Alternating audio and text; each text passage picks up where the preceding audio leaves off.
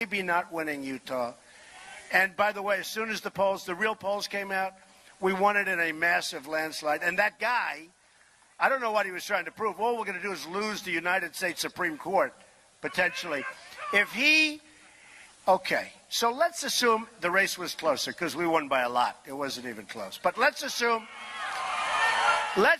we needed Utah, which frankly we thought we needed. We really thought we needed Utah. And let's assume we didn't win Utah. So what does he gain? You know what he gains? I won't say the name of a magazine guy who worked so hard. So many of these people misread us for 2 years. They misread us, and they're still misreading us. And I love it. I love it. They are still misreading us. So we won them. But then Ohio came in, and we were almost 10 points up in Ohio. We were 10 points, more than 10 points up in Iowa. And Iowa, you never win like that, the Republicans, certainly. And so we won them by big numbers. And then we came down to Florida, and Florida was even. Florida was even that whole night. The big, big, beautiful state. I love Florida. And it's even. And then all of a sudden, we hadn't hit the Panhandle, right? Anybody live in the Panhandle?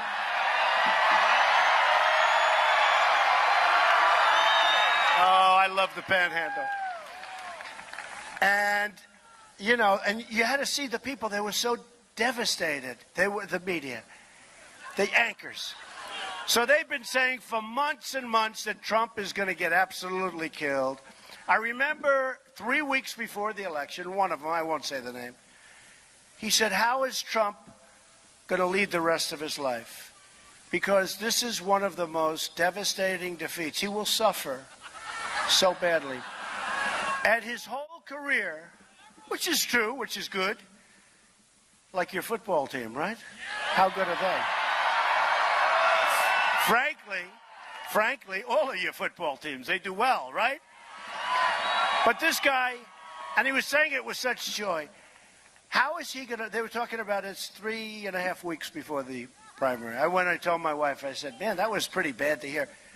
His whole life has been based on winning. And he is going to suffer one of the greatest defeats in the history of politics. Right, Jeff? That's what they were saying. We were going to lose the presidency. I was going to take down with me the House, and I was going to take down the Senate. And it was going to go down as the single greatest defeat in the history of politics. And 3 weeks later, we had the single greatest victory in the history of politics. That's what they said.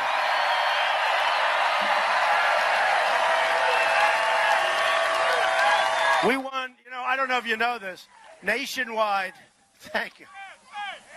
USA is right. Made in the USA. We're going to put that sign up, made in the USA. But, you know, on our products that we're going to start making a lot of. But it was like this, you know, terrible kind of a thing. Now, he was saying it he was very happy. But we then went back, and I went back to work. I went really down to work. And I didn't do interviews. All I did is stuff like this, the rallies. And I didn't want to do interviews because they'd cut your sentence off, they'd cut it in half. You'd make a beautiful statement, and all of a sudden you'd say, I didn't say that. Well, when they leave the back part of the sentence off, or they don't talk about the other half of the paragraph, it's not so good, right? And I said, I don't want to deal with these people. And I said, if you want to quote me from the speeches. Now I get nice quotes. But even there, they'll take, like if you're doing a line, a funny line. I'll give you an example of what happened today. One of the papers wrote a story. I was talking a lot of fun over the last couple of days. I said, you know, prior to the election, you people were strong and vicious and violent, and you wanted to win. Now, I'm saying it kiddingly, right? And you wanted to win, but you were vicious as I've ever seen. And we all were laughing and having fun, right? And then I said, and after the election, meaning last night or the night before where I was in different places, like Pennsylvania. Hershey, Pennsylvania was unbelievable. But I said, and now you're mellow, you're low-key, you're just sitting back, you won, you're chilling out. Okay, so I said that, and everybody laughed, and they had fun. So today, a couple of the groups, I won't tell you which station, but it's ridiculous. They're saying, see, we were right. Donald Trump is calling his people vicious. Donald Trump. He said that. These people are so bad. So we can't have a little humor, folks, because if we have humor, they're going to take it. And, you know, when you report it or write it out, it does sound that way. But when you see it, you know exactly what we're talking about. So they're very dishonest people. But we go down, but we understand we shouldn't change, right? We can't change. Because people get it, obviously, because I think I just heard a statement that we won like 2,700 counties. Where's Kellyanne? Kellyanne, where's our great Kellyanne? Come here, come here, come here. I got to get her up. She told me 2,700. So she didn't know I was going to do this. She didn't know I was going to do this. Where is Hope? Where is Hope? Hope, get up here, Hope. Hope, get up here. She's always on the phone talking to the reporters, trying to get the reporters to straighten out their dishonest stories. Hope and Kellyanne. So Kellyanne, and you've seen her. Has anyone, like, you know, like, how about every day seen her on television, right? So in the history of politics of this country, she is the first campaign manager to ever win as a female. And she did a fantastic job. Kellyanne, tell them about the counties. Go ahead. Oh, okay. Hi again. So, your President-elect Donald Trump won over 2,600 counties. It's huge. He also won 31 of the 50 states, 306 electoral votes. And had any of those graphics on TV, sir, said, road to the popular vote, we would have been in California and Illinois and New York, and we would have won the popular vote. But every graph said road to 270, so we figured we'll get 306 just to have a little cushion.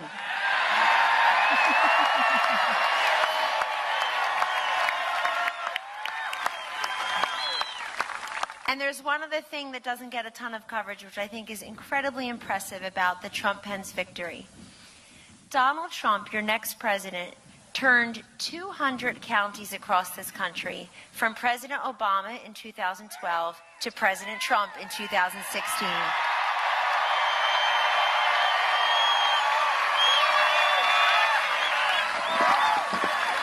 Now, Hope Hicks is a tremendously talented person.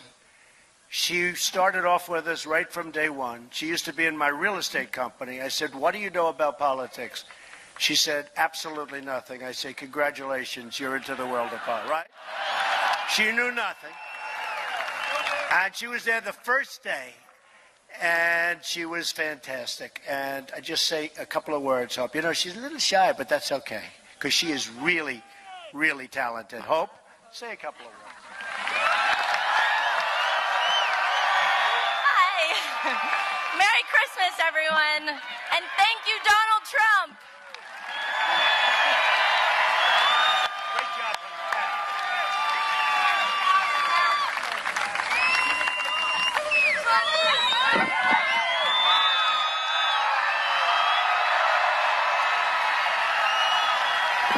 We had a great team. We had a great team. So the other side, when we won so big in Ohio, and we won so big in Iowa, we weren't supposed to win like that. And we had those horrible exit polls. Remember the exit polls started coming out? And everybody in this, you know, they did that to depress the vote. Because in places like California and other places, you know, they see it because there's a 3-hour gap. And they say, I love Trump, but I'm not going to waste my time.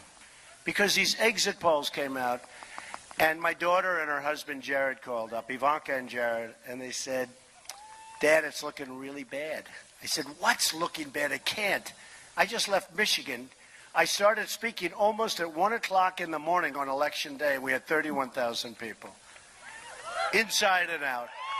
And I said, what's looking bad? And she said, those exit polls are just horrible. And it's not looking good. So I went to my wife. I said, you know what? I don't feel badly about this because I worked as hard as you can work. Don't forget, that last month, I did 2 and 3 speeches a day like this, big crowds. And I don't know. Maybe I'm wrong about it. Maybe I'm wrong about it. Maybe you should say I didn't work hard in there for our laws. You could use it. But I really did. I worked as much as you could possibly physically do. I don't think anyone's ever... I don't think anybody, and they've written this, I don't think anybody has ever worked harder in the last month of a presidential campaign than I did. Nobody. And I covered 17 states, and I went to Maine. I needed one because they all said, you cannot get to 270, right? Remember? Or they'd say it a little different. They'd say, there is no path to 270 for Donald Trump. He will not win the election. So I said, I'll get to 270. I'm going to go to Maine 2, which is 1. Okay, it's got an F. It's called Maine 2. And I went there. I got it, too, by the way. I got that one vote. So, right? I got it. I got that one vote. But I went to Maine. And that's the beauty of this electoral system. You know, the other, if you go with, like, the popular vote, I'd go New York State, California, back, forth, back. It would be much easier. The problem is every other place, you'd stop in Florida, you'd stop in Texas, you wouldn't see any place else. It would be so much easier. I think I'd actually do better, but you'd never see most of the country. The electoral vote, and I never appreciated it until now, how genius it was, what they had in mind. Because at the time, they didn't want everybody going to Boston and New York, and everything else would be forgotten. And now it's the same thing. It's genius. I'm telling you, it's genius. I went to 17 states. I went to states that, you know, you just wouldn't go to. And they were great. And I went to places, frankly, that normally you wouldn't be thinking about too much, and they were incredible, and they came through for me. Most of them really, really came through. So then you had the Hillary people saying that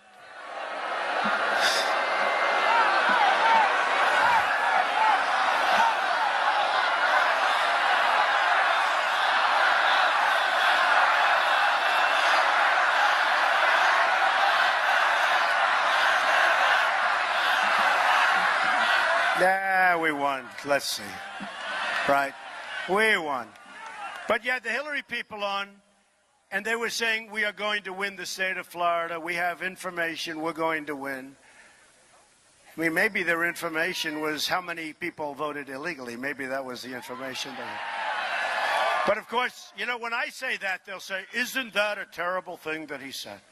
Isn't that terrible? You got to look into that, folks. But the problem is, when you win Florida by that much, there's nothing much they can do. You can't have people and numbers that's bigger than the number of people. So they said, you can't win, and we're going to, you know, do great. And we end up, breaking news. Ladies and gentlemen, Donald Trump has won the state of Florida. And these people are standing. I remember they had one guy, I guess he was mid-level, and he was saying, we're going to win the state of Florida. He's representing her. We're going to win the state of Florida. We're going to win North Carolina, but Florida's really looking strong. And the announcer said, excuse me 1 minute, we have something breaking. Breaking news. Trump has won the state of Florida. And the guy's standing there like, what happened? But then they said that I can't win North Carolina. And by the way, they raised $2 billion. They spent so much more money than me. I spent like peanuts compared to what they spent. Under budget and ahead of schedule. Does that sound good? Right?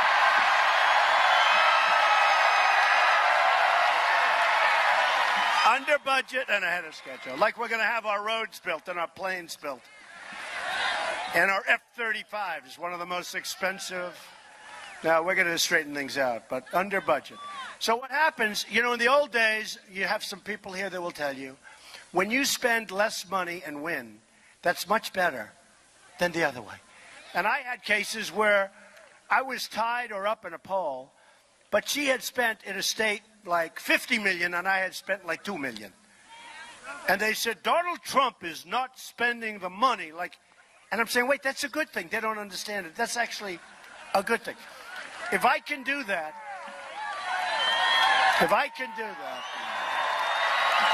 it's a good thing. I remember in the primary in New Hampshire. I love New Hampshire. And in New Hampshire, I spent a tiny amount, almost nothing. And another person, so I can't say anymore because they're all friends of mine now, but I won't. But another person spent like $22 million. I spent nothing and I won. And they said before I won, like, this person was doing great because he was spending much more money. I said, yeah, but I'm going to win the state. So remember, for all the young people here, when you spend less money and you win, that's a good thing, not a bad thing, all right? Trying to depress. So then their next state was North Carolina, which is great. And they outspent me 5-1 at least. But I had my sons there and Lara and everybody. We had incredible people there. And they came out, and again, breaking news, Donald Trump has won North Carolina. That was unbelievable. And then Pennsylvania, we were doing so good in Pennsylvania, but every Republican for like 38 years has lost Pennsylvania, some large, ridiculous number. And they always called it the bride that got away. I don't even know if that's politically correct when the press says it. Now, if I say it, they'll say it's not politically correct, but I always heard them say it, so for them it's fine, right? But they say the bride that got away because you thought every Republican for 30 years thought they won the state of Pennsylvania. It's a big state. And they didn't. So I said, we're going to win Pennsylvania. We had 3 congressmen there who were incredible. They said we're going to win. But I didn't want to tell that to anybody because everybody thought they were going to win anyway. So we're looking, and there's 1% left. And I'm leading by a lot. And even if I lost 100% of the 1%, there was no way I could lose the state. But they would not call the state. Now, I knew, in fact, I started accepting victory, because if I win Pennsylvania, now I win. And the other side is saying they're going to win Pennsylvania, but actually when they looked at the numbers, they understood it too. It was over. And then we had a surprise. Breaking news. Donald Trump has won the state of Wisconsin. Wisconsin. Right? And people are saying, where did that come from? What happened? Because we weren't exposed. We thought we were going to do well there, but we won it. And now they're in trouble. They're really in trouble. And I don't know if you saw they had the most beautiful stage. In fact, I wanted to swap stages with them around midway through. I wanted to maybe swap. You know, they had that beautiful picture of the country and magnificent. You know, they spent $7 million on fireworks, and they knew something was wrong. One of their people, who's a high-level guy, said, we made a big mistake. We made a big mistake. We're going to lose. And he was telling that to people. And I felt we were going to win. But then all of a sudden they canceled their fireworks a weekend. And I said, because you know what I found? Fireworks just don't work when you lose. Do you agree with it?